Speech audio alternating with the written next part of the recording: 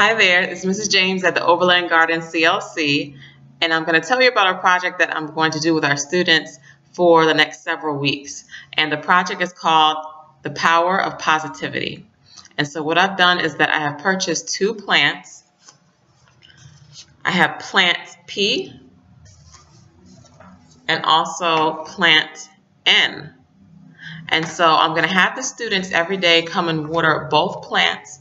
And while they're watering the plants, they're going to speak positive things to plant P. And then also they're going to speak negative things to plant N. And so what I want them to see is what effects it has, positive things and negative things have on life. And so we're using the plants as examples. And so we'll see if one of the plants will thrive and grow, and if one of the other plants, if it will wilt and die.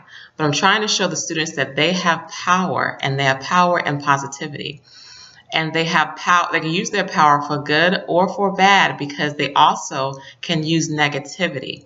So I will keep you updated and let you know how our project is going in a couple weeks. See you later.